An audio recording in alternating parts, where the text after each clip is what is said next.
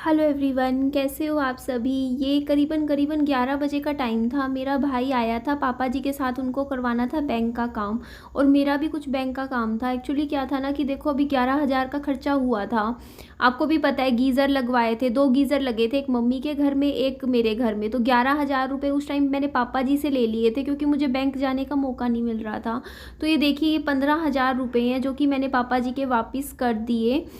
Actually मैंने ना total 18,000 रुपये पापा जी के वापस देने थे। तो उनमें से मैंने पापा जी के 15 वापस कर दिए, 3,000 अगले महीने करूँगी। ये देखो, यहाँ सिलन आ गई। मैं पापा जी से भी बात ही कर रही थी। मैं कहा या तो वॉलपेपर तो नहीं, वैसे तो सुंदर यूं ही लगता है पापा जी घर, लेकिन क्या करें ना, यहाँ पे अभी सिलन का पापा कह रहे वॉल पुट्टी लगा देंगे। वॉल पुट्टी तो नहीं, मतलब अभी तो चलो ठीक है, 1-2 साल काम चला लेंगे जैसे भी होगा। हुआ क्या है, ये आरओ यहाँ लगवाया ना तब आई है, यहाँ से सिलन इधर आ गई पीछे। आरओ लगाया ना यहाँ पे ये सारा लगा दिया, ये देखो है ना, इसकी सिलन पीछे आ गई दीवार में। तो यहाँ पे ना वॉलपेपर्स लगवाएंगे, लेकिन अभी नहीं, 1-2 साल रुक के जब इस घर के सारे पैसे चुका लेंगे ना, उसके बाद हम इस घर में ना वॉलपेपर लगवा लेंगे। और वो भी लाइट कलर लगवाएंगे, एकदम हल्का कलर, पूरे घर में ऊपर दोनों उसर लगवा देंगे। फिर कोई दिक्कत ही नहीं रहेगी, एक ही टाइम में काम हो जाएगा। बट कोई डिज़ाइन नहीं होगा, बिल्कुल लाइट शेड लगवाएंगे, बिल्कुल लाइट, मतलब ताकि पता भी ना चले वॉलपेपर लगा रखा है, दीवारों जैसा कलर हो, कुछ ऐसा ही करवा लेंगे।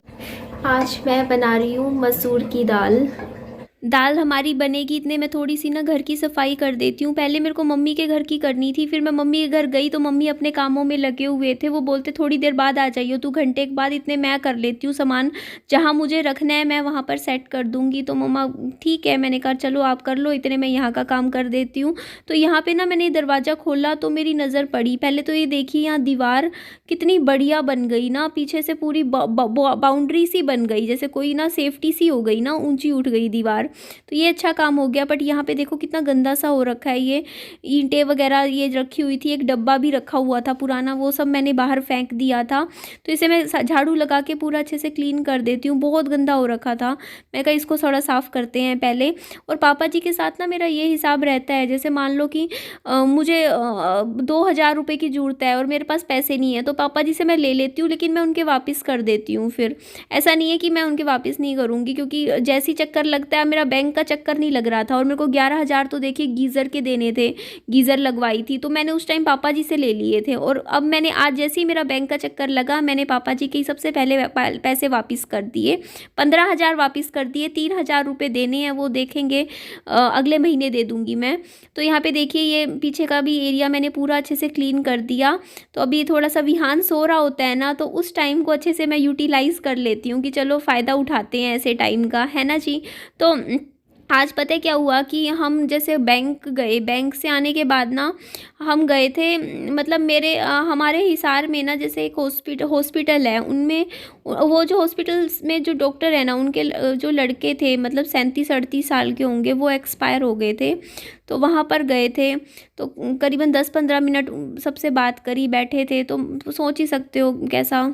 हेलो एवरीवन, कल मैं इकोनॉमिक टाइम्स का एक आर्टिकल पढ़ रही थी जिसमें बताया गया था कि एयर पोल्यूशन की वजह से हमारी स्किन भी इतनी ज़्यादा डैमेज हो जाती है। इवन मैं अपनी खुद की बात बताऊं तो पिछले 6 महीने पहले मुझे खुद स्किन स्पेशलिस्ट के पास जाना पड़ा था, क्योंकि मुझे स्किन इन्फेक्शन हो गया था। इसका मेन कारण होता है एयर पोल्यूशन, क्योंकि पोल्यूशन में इतने ज़्यादा डस्ट पार्टिकल होते हैं जिसकी वजह से हमारी स्किन में जल्दी समय से पहले एजिंग भी आ जाती है, स्किन पे एक्ने हो जाते हैं, पिगमेंटेशन हो जाता है, स्किन डिस्कलरेशन हो जाता है, ओपन पोर्स हो जाते हैं, और भी पता नहीं कितनी तरीके की एलर्जीज हमारी स्किन पर हो जाती है। देखिए, एज अ सिंगल मदर मुझे तो घर से बाहर रोज ही निकलना पड़ता है, और एयर क्वालिटी इतनी खराब है, और मुझे लगता है हर किसी को ही आजकल बाहर तो निकलना ही पड़ता है। देखिए, पोल्यूशन तो हर जगह होता है, कहीं ज्यादा कहीं कम। पहले मैं दिल्ली रहती थी, वहां तो बहुत ही ज्यादा पोल्यूशन था, उसके कंपैरेटिवली अभी जहां रह रही हूँ वहां कम है पोल्यूशन, लेकिन पोल्यूशन तो फिर भी है। तो हम अपनी स्किन को कैसे प्रोटेक्ट कर सकते हैं, कुछ ऐसा हो जो बिल्कुल नेचुरल हो हमारी स्किन के अकॉर्डिंग। स्किन प्रॉब्लम से बचने के लिए आज मैं आपके सामने इतना अच्छा सॉल्यूशन लेकर आई हूँ ना।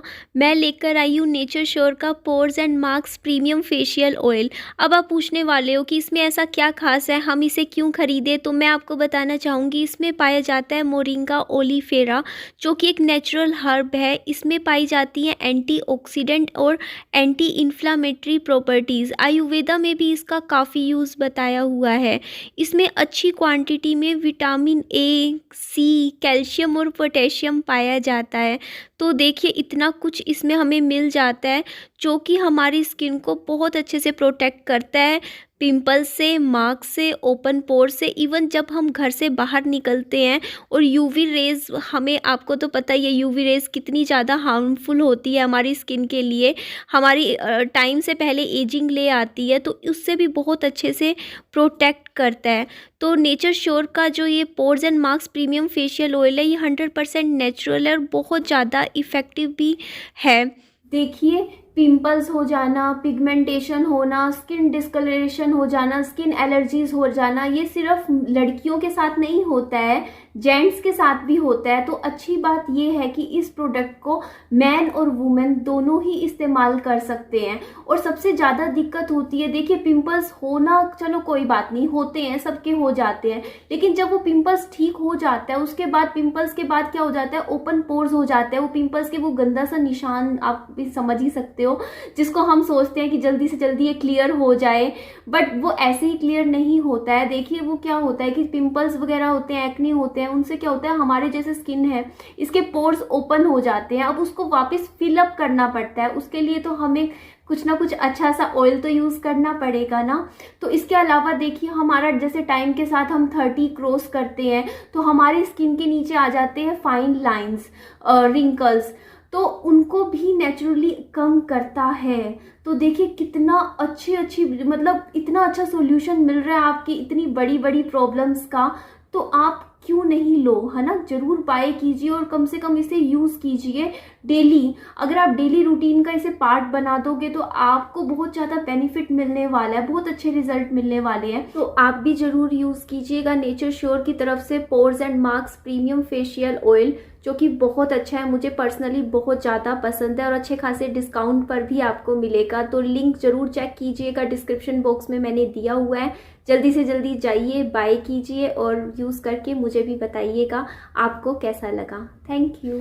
तो वहाँ पर ना अभी 2-3 दिन ही हुए थे उनके हस्बैंड को गुजरे, मतलब वो आंटी जी के लड़के को गुजरे। तो वहाँ पर मैं गई ना, तो मैंने अपनी स्टोरी बताई, उनको बताया कि देखो ऐसे ऐसे 45 दिन के बच्चे के साथ मैंने यहाँ तक मैं पहुँची हूँ। मैं थोड़ा सा, मैं बहुत ज़्यादा तो देखिए बात नहीं कर सकती थी, क्योंकि आपका भी खुद मतलब पुरानी चीज़ें दिमाग में आती हैं ऐसे में, तो बट फिर अपनी तरफ से फिर भी मैंने उनको एक वो दिया, हौसला दिया। तो सब ने वहाँ पे यही बात बोली, बोलते अपने से नीचे को देख के चलना चाहिए। मतलब देखो उनकी शादी को तो चलो मान लो 8-10 साल हो गए थे, मैं उनको मुझे देख के चलना चाहिए कि देखो मेरी तो शादी को बिल्कुल ही 2.5 साल हुए थे जब मेरे हस्बैंड गुजरे। तो मैं भी तो मतलब मेरे बच्चे ने तो देखा ही नहीं, देखो 45 दिन का था, अपने फादर ही नहीं देखे हैं, कैसे थे, क्या कैसे बोलते थे, कुछ भी याद नहीं है। मेरे बच्चे की कोई मेमोरी नहीं है अपने फादर को लेके।